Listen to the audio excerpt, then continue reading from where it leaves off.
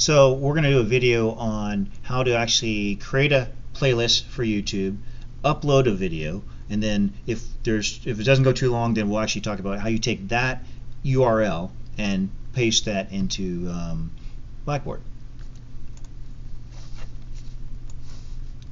So we're at this point now. I've done some other videos on creating videos. This one is uploading the videos. So what you're going to first obviously got to do is go to YouTube. So I'm going to go ahead and go to my channel. Now when you first go to YouTube, you actually need to come over here and click your channel. A lot of times we don't actually realize we have our own channel. If you have a Gmail account, you have a YouTube channel. So I'm going to click my channel.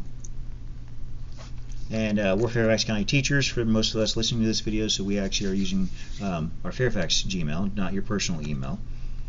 And so when you look at YouTube, you have anyone, if you go to anyone's channel, first thing they do is they orient it by putting all the videos, and you just the most recent videos at the top, and you scroll down when you sit in my channels. It also shows all your activity, like this is a course that I liked. One side note about your YouTube channel: if you look at your channels, your subscriptions, these are ones that I subscribe to that I think my students can benefit from. So it's another way of getting access to information. So I subscribe to a lot of science channels, and it's another way for my students. I don't make my students subscribe to my channel. That's not what it's about, because I make it open to the public so anyone can see it.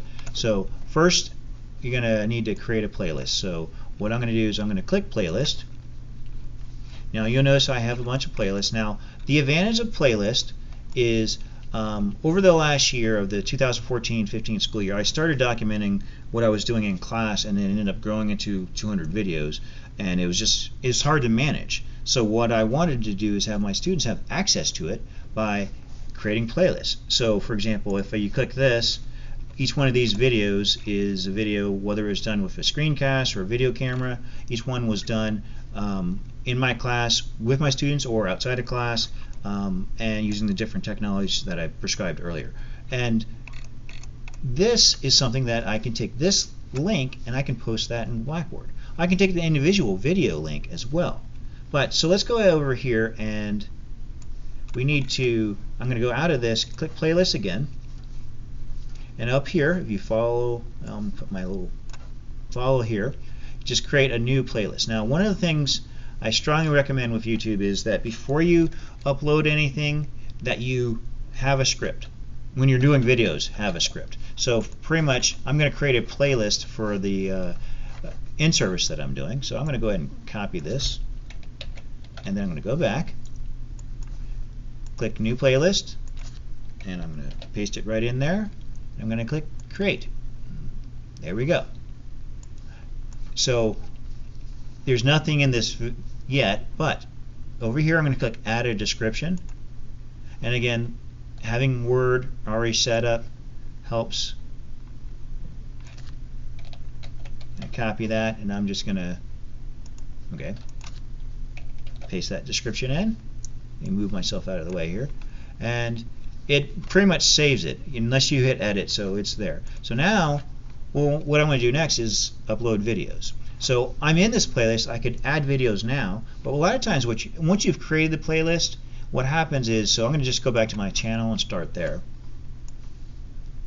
And so here we are, and I want to go ahead and add a video. And the video I'm going to add, I already have stored in my Staff Commons or my H drive. So this is the video I'm going to upload. So I'm going to click upload.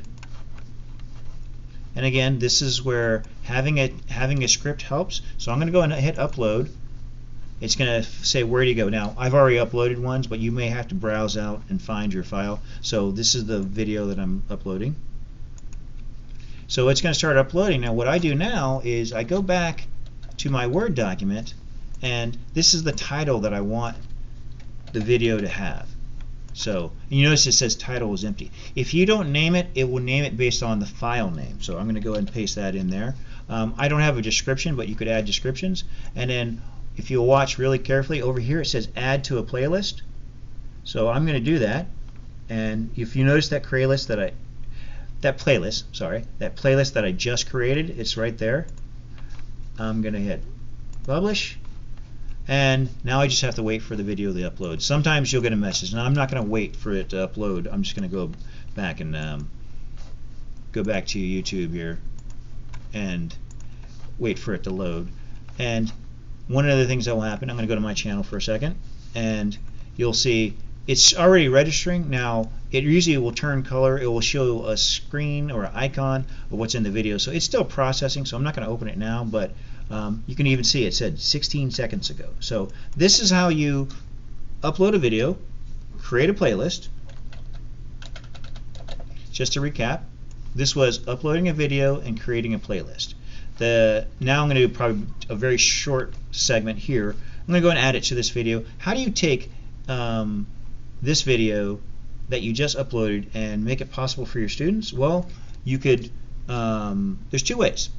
You can cut the link and put it in Blackboard, or in this case, before I did anything else, let me go ahead and go and show you.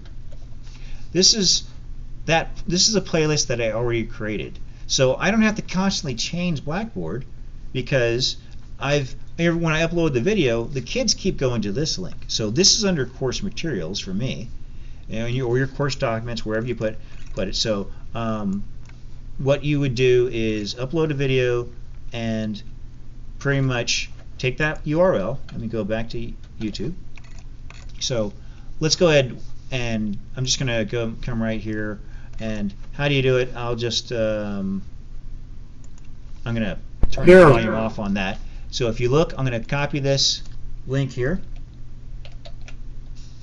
and what I just copied, I could easily have done a playlist, right? So if I go back to Blackboard, I'm going to go over here. I'm going to click Add Item, but this time I'm going to just call it a web link.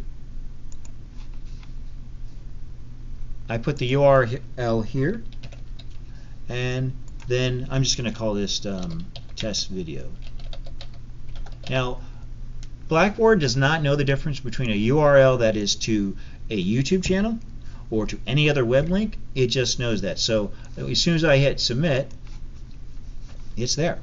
Now I'm going to go ahead and scroll all the way down to the bottom because I have a large playlist here. But so this is that video. You'll notice, unlike an item here, it's a little bit different. So here's what you see here. Now this video's gone a little too long, but I want to go ahead and close with one other aspect of this. And like I said earlier, I use playlists. They're very good. This is a playlist for my chemistry unit. This right here is videos that go with this particular digital copy. So this is a PowerPoint. This is a video that goes with this. My students this year watched this. These were actual videos with a camcorder. They're 30 seconds, a minute long. Each one of them were how to do a proper test for glucose and starch, and then they had a quiz where they had to know how to properly identify substances. Is that they didn't know what they were, but they knew what a positive starch or glucose test looked like. So that's pretty much it. This is how you okay, so that pretty much finishes the video. I'm going to just go right back to this really quickly and point out these links right here are the same links that are in the playlist. You and I both know that redundancy is probably a good thing for your students. Having the students be able to access the stuff, having the students be able to access the information in multiple ways helps. Having a digital copy on Blackboard, the paper copy that they get in class, the video that goes with the PowerPoint that you talked about in class. Is it giving them too much? Are we doing too much for them? Some might argue that, but the more you can engage with your students, they're using the technology, so we need to use it to help them, but not. This isn't a substitution for asking the kids good questions. This is just an added resource. All right? Blackboard, YouTube, they're all ways of getting information to the kids. And YouTube is a delivery system. It's a way of storing your videos, and Blackboard is a way of controlling the access to those videos. So, thanks for watching.